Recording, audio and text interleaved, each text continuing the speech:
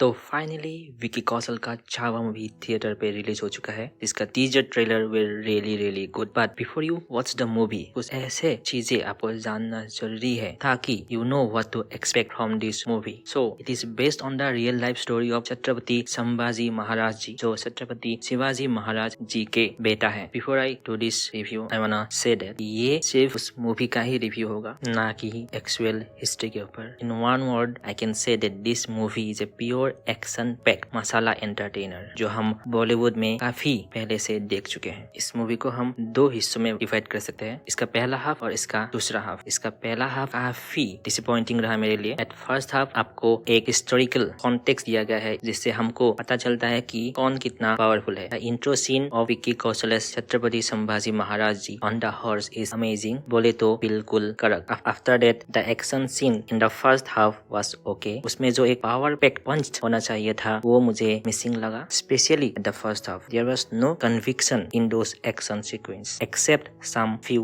Moments. जितना भी action हमें टीजर और ट्रेलर पे दिखाया गया था, लाइक झूल के मारना, पानी से निकल के मारना, मिट्टी से निकल के मारना, सब कुछ एक मोन्टाज में दिखा के खत्म कर दिया, जो मुझे काफी डिसअपॉइंटिंग लगा। आई थॉट वो सारे वॉरफेयर टैक्टिक्स को अच्छे से through some good action set pieces हमको दिखाया जा सकता था। The biggest issue with the movie है इसका स्क्रीन प्ले, जो मुझे बहुत स्कैटर्ड फील हुआ। स्टोरी कहाँ से कहाँ चले जाते हैं मैं पता ही नहीं चलता, कंसिडरिंग मुझे इतने हिस्ट्री के बारे में नहीं पता। मोस्ट ऑफ द सीन्स मुझे बहुत ही एब्रप्ट फील हुआ। पहले हाफ में स्टोरी को बिल्ड करने के लिए बहुत ही ज्यादा टाइम ले लिया, लेकिन फिर भी पहले हाफ में स्टोरी में कोई फ्लो नजर नहीं आता। ऐसा लगता है कि उन्होंने बस प्लॉट पॉइंट्स को टच करके स्टोरी को आगे बढ़ाया है। The background music given by A.R. Rahman didn't work for me. It feels completely flat. जो एक इम्पैक्ट क्रिएट होना चाहिए था, एक जो वजन होता है बैकग्राउंड म्यूजिक में, स्कोर में, वो मुझे मिसिंग लगा। एक जो महाराष्ट्रियन टच और मराठी टच होना चाहिए वो मुझे मिसिंग लगा। ऑल्सो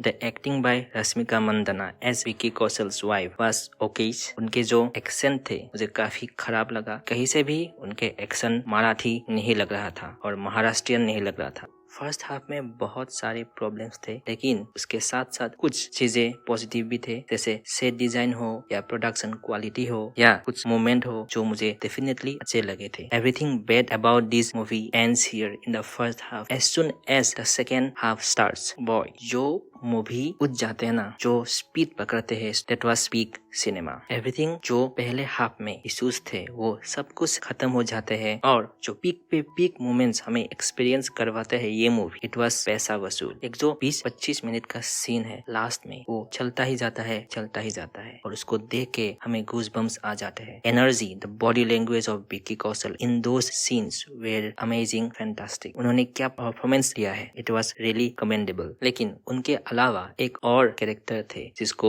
विनीत कुमार सिंह ने प्ले किया था, उसको देख के तो बहुत ही सरप्राइज हुआ। उस बंदे ने जो एक्टिंग की है उस सीन में, उसने तो विक्की कौशल को भी ओवरपावर कर दिया था। बॉलीवुड को उन्हें अच्छे से यूज करना चाहिए। He was really good, specially in those particular sequences. Vicky Kaushal was fantastic. उनका जो स्क्रीन प्रेजेंस है वो देखने लायक था। जो एनर्जी, जो रेज उन्होंने अपने एक्टिंग के थ्रू हमको फील करवाया है वो मार्वेलस था, specially at the second half. Akshay Khanna as Aurangzeb was commendable. Costume was fantastic. वो कहीं से भी अक्षय खन्ना नहीं लग रहा था। At the end, we can say that it's an action से भरा हुआ मसाला एंटरटेनर। तो आपको कैसा लगा ये movie? Please share in the comments और चैनल को सब्सक्राइब कर दीजिए for more content. This is alchemy user signing off.